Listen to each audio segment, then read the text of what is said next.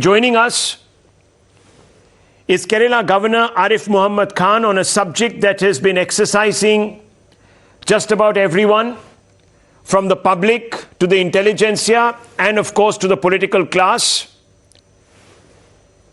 We are talking about, of course, the blowback of the beheading of Kanhaiya Lal. Now, Mr. Khan, you have come out and stirred a debate when everyone has been saying that this is a reaction that the Muslim community, its patience is being tested. You have sought to look within, and you have said on this issue of beheading, if somebody who has been indoctrinated from the age of 5 or 6, what they call the Muslim law, which provides for beheading, this law is taught in madrasas. So if they get indoctrinated, influenced by that, if they act accordingly, I think the better course would be to tackle the disease.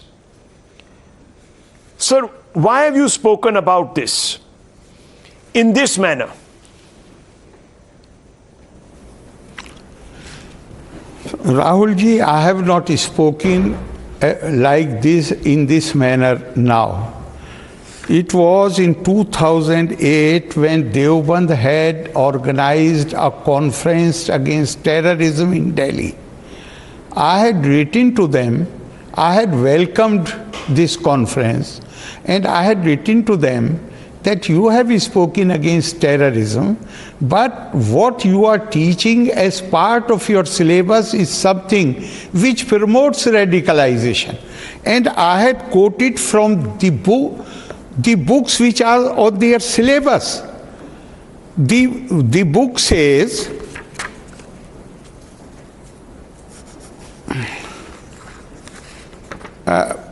it says that the destruction of the sword is incurred by infidels, although they be not the first aggressors, as appears from various passages in the sacred writings which are generally received to this effect.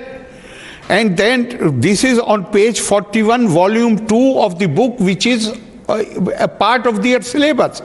And on same volume, which deals with jihad, on page 43, and this is not now, this was sometime in January or February of 2008, because I waited for after writing the letter to them and quoting from this book, which is part of their syllabus, many passages from the book. Then I waited for 4 months. I also informed some of the important people. I said, if you won't send me the reply, then I will have no option but to write a piece about it, which some newspaper will carry, and it was carried. So this is not the first time that I am saying so. I had raised this issue in 2008, and then I had written another article in the same month, in which I had quoted a Pakistani clinical psychologist, Dr. Suhail Abbas, who had published a book probing the jihadi mindset.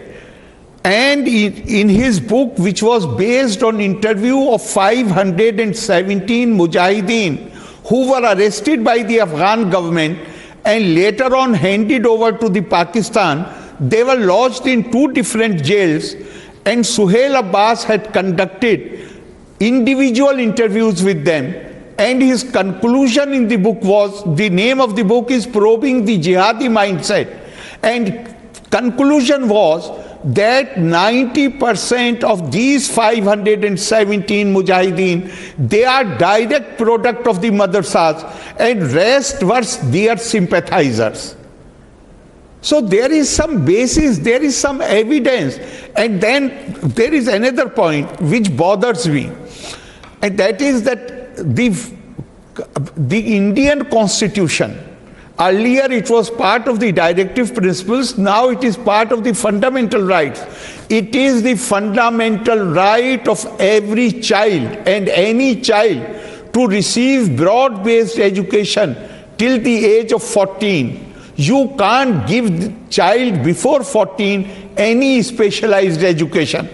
Now these people, they recruit children ranging from the age of 5 to 6 to 7 and further. At that impressionable age, it is much easier to indoctrinate them, to expose them to radicalization, and to make them instruments of whatever these people feel that this is what has religious merit in it. Okay, but so Mr. Khan, you see the problem. Declaration of Human Rights also. No, but you see the problem, because many people, especially in the so-called secular liberal space, will say Arif Mohammad Khan is today putting all madrasa educated children into a box, painting them with the colors of jihad and suggesting that they are all radicalized.